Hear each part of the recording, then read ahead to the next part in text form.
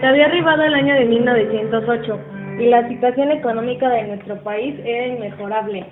El gobierno del general Porfirio Díaz, al frente de nuestra nación, entregaba cuentas muy positivas, pues se construían gran cantidad de escuelas, universidades.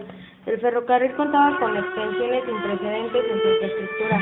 La deuda externa se había pagado, se desarrollaba el telégrafo, el país era autosuficiente, teniendo increíbles avances en la minería, la ganadería. En fin, México florecía en todos los ámbitos. Sin embargo, toda esta bonanza el dictador Díaz la había construido a costa del pueblo mexicano, pues las riquezas estaban en manos de unos cuantos, mientras que los obreros y campesinos se les trataba como esclavos, pagándoles salarios de hambre y jornadas de trabajo de hasta 14 horas sin otorgarles día de descanso. Eran tratados como esclavos y el régimen los tenía muy sumidos en la terrible pobreza, floreciendo a los terratenientes que se tenían dueños de las tierras y de los hombres en que ellas trabajaban. La situación del pueblo era insostenible, el descontento era generalizado.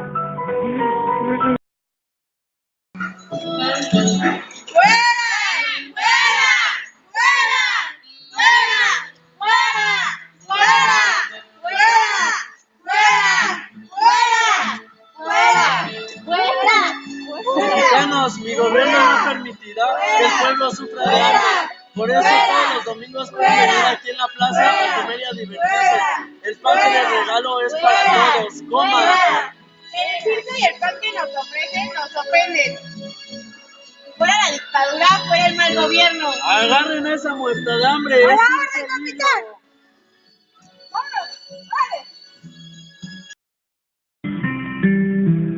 La situación del presidente Díaz al frente del gobierno se tambaleaba y el descontento se generalizaba en todo el país. Ricardo Flores Magón denuncia en su diario Regeneración: las jornadas de trabajo son infrahumanas.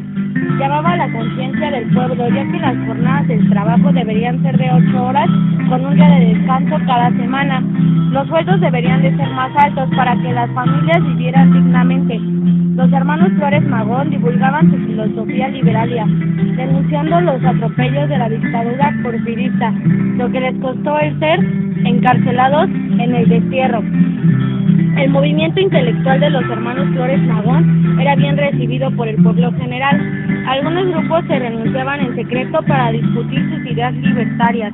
Así, un puñado de mexicanos valientes se reunía en la ciudad del Río, Texas, lugar desde el cual se trasladarían al pueblo de Las Vacas, hoy conocida como Ciudad Acuña, y atacarían por primera vez un puesto militar de la dictadura porfirista, iniciando así la Revolución Mexicana, ya que era una guerra frontal contra el gobierno. Corría el mes de junio del año 1918, cuando atacaron el poblado de Las Vacas, nombres de los franceses Guerrero y Benjamín Canales, entre otros periodistas y rancheros. ¡Fuera el mal gobierno! ¡Fuera la dictadura! ¡Viva Benjamín Canales! ¡Viva Benjamín Canales!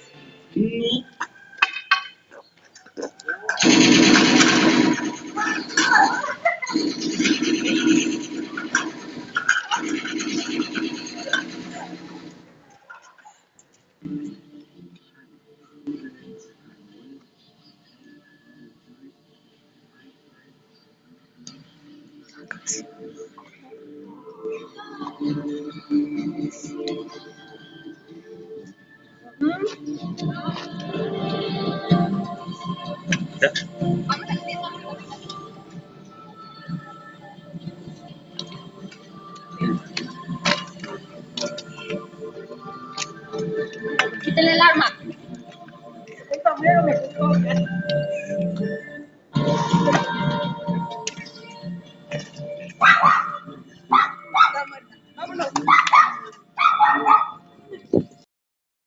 Los ideales magonistas eran compartidos por un coahuilense que, a pesar de proceder de una familia de terratenientes y ricos empresarios, sentía en carne propia la desgracia del pueblo mexicano.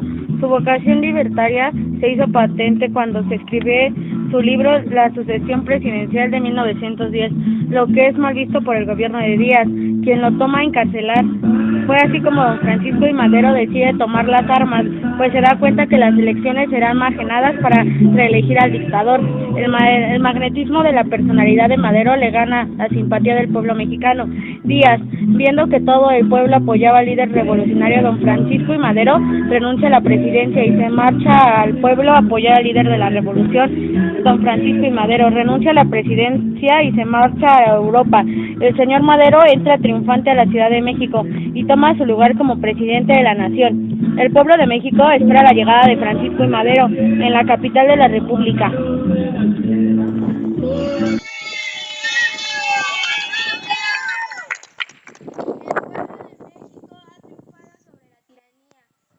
hombre puede perpetuarse sobre la presidencia de la República.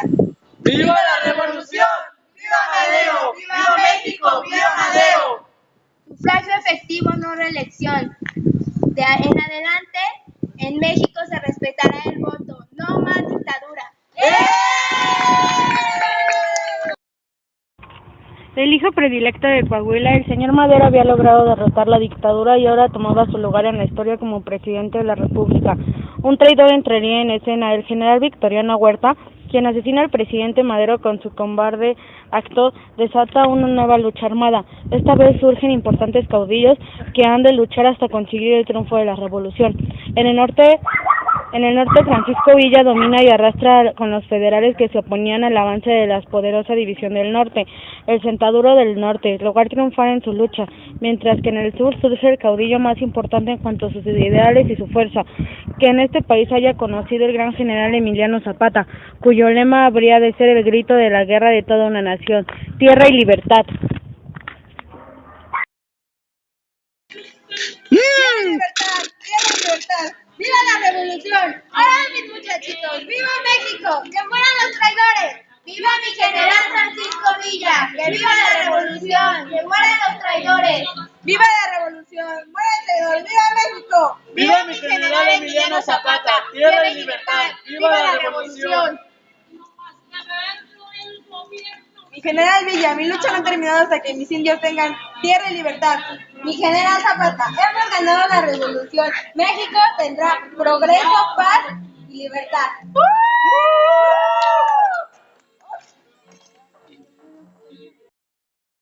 Los caudillos se abrazan, simbolizando en su abrazo la unión del pueblo mexicano, que avanzaba hacia la reconciliación después de la lucha en la que los ideales y la libertad ganada costaron a sus hijos de esta tierra su sangre y su vida. Honramos hoy a quienes con su sacrificio forjaron la gran nación que es México. ¡Viva México! Fin.